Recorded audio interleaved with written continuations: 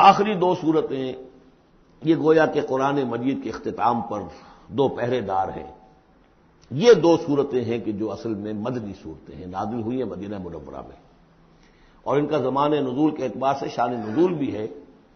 کہ ان کا حضور پر ایک مرتبہ جادو کیا گیا تھا، تو اس جادو کے اثرات کو ظاہر کرنے کے لیے یہ آیات پھر اتری ہیں،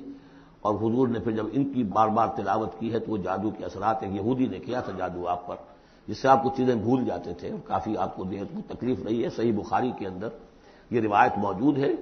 ہمارے جدید کچھ نیشنلسٹ ہیں اور جو خاص طور پر منکر حدیث ہیں، وہ سمجھتے ہیں کہ اس میں تو توہین ہے رسول کی کہ جادو کا اثر ہو سکتا ہے۔ رسول بھی اس اعتبار سے بشر ہوتے تھے، تلوار کا اگر کاری زخم پڑا ہے تو خون نکلا، اور خون نکل گیا تو زوفتاری ہوا ہے، زوفتاری ہوا تو بے ہوشی بھی ہوئی ہے۔ یعنی یہ جسم جو ہے ان کا، اس کے اعتبار سے جو بھی بخار آپ کو چڑھا ہے، بخار میں تکلیف ہوئی ہے، عالم نزع میں نہایت شدید تکلیف ہوئی ہے،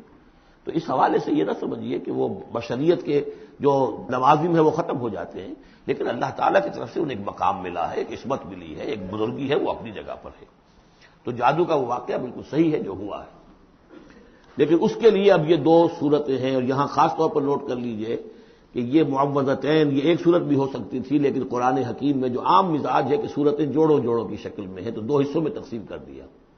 اور اس کی تقسیم کیا ہے؟ ایک وہ چیزیں ہیں جو انسان پر باہر سے حملہ آور ہوتی ہیں، اور ایک چیز وہ ہے جو انسان کے اپنے اندر سے حملہ آور ہوتی ہے۔ ان دونوں کو دو علیحدہ چیزوں میں رکھ کر اور سکھایا گیا ہمیں کہ تم ہمیشہ اللہ کی پناہ طلب کرتے رہا کرو ان چیزوں کے اثرات سے، ان چیزوں کے اثرات بد سے اپنے آپ کو بچانے کے لیے۔ بسم اللہ الرحمن الرحیم، قل اعوذ برب الفلق، کہو کہ میں پناہ میں آ گیا صبح کے رب کی۔ فلق، فلق ویسے تو یہ لفظ ہم پڑھ چکے ہیں سورہ انعام میں، فالق الاصباح، رات کی تاریکی کا پردہ پھٹتا ہے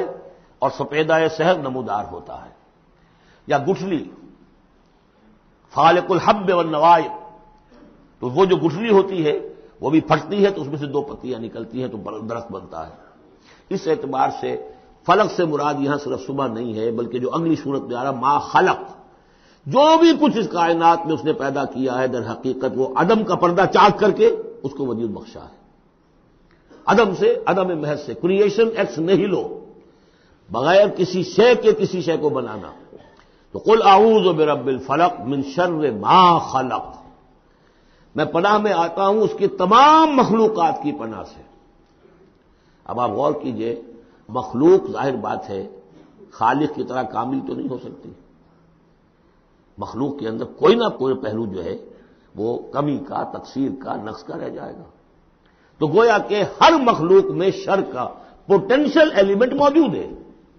یہ دوسری بات ہے کہ اللہ تعالیٰ کسی کو سہارا دے دے، کسی کو تو اپنی طرف سے عصمت عطا کر دے، اپنی طرف سے خصوصی پروٹیکشن عطا کر دے، پوٹینشلی خلق جو ہے وہ گویا کہ مستلزم ہے، اس کے ساتھ شر کے اندر کا پہلو موجود ہوگا۔ قل اعوذ برب الفلق من شر ما خلق، یعنی وہ شر جو ہے خود اپنی جگہ پر کوئی علیحدہ مستقل وجود رکھنے والی شے نہیں ہے، بلکہ وہ شر جو ہے خلق کے اندر جو کمی کا پہلو ہے، جیسے ہم نے انسانوں کے بارے میں پڑھا، خلق الانسان من عجل، انسان کی سرشت میں جلد بازی ہے، خلق الانسان ضعیفا، انسان کمزور پیدا کیا گیا ہے۔ جو اس کا فطرت والا پہلو ہے، جو روحانی پہلو ہے، وہ تو ہے انا خلقنا الانسان فی احسن تقویم، لیکن جو یہ حیوانی پہلو ہے اس کا جو مادی وجود ہے، اس میں تو ضعف بھی ہے۔ ان الانسان خلق ہلوعا اذا مسہ الشر جزوعا واذا مسہ الخیر منوعا، تو یہ تمام چیزیں جو ذہن میں رکھیے۔ قل اعوذ برب الفلق من شر ما خلق، جو بھی مخلوقات ہیں ان میں سے جو بھی شر کا پہلو ہے میں اس سے اے پروردگار تیری پناہ میں آتا ہوں۔ ومن شر غاسق اذا وقب، خاص طور پر یہ رات کو ڈھانپ لینے والی جو ہے رات، اندھیرا، یہ ظاہر بات ہے اسی پھر رات کے پردے میں چوری بھی ہے، ڈاکہ بھی ہے، اسی میں پھر غول بیابانی جو ہے، شیاطین جن ہیں ان کا بھی جو حرکتیں ہوتی ہیں، پھر یہ ساری چیزیں جو ہے اسی کے سلسلے من شر غاسق اذا وقب، سانپ بچھو وغیرہ بھی اسی وقت نکلتے ہیں۔ ومن شر النفاثات فی العقد، اور جو عورتیں گانٹھیں باندھ کر پھونکے مارتی ہیں، یہ جو بھی ٹونے ٹوٹکے ہوتے ہیں اور اس کی وجہ سے لوگوں کو نقصان پہنچایا جاتا ہے، گویا کہ یہ بھی اس کے اندر بھی کوئی حقیقت ہے، یہ سفلی عملیات بھی ہیں،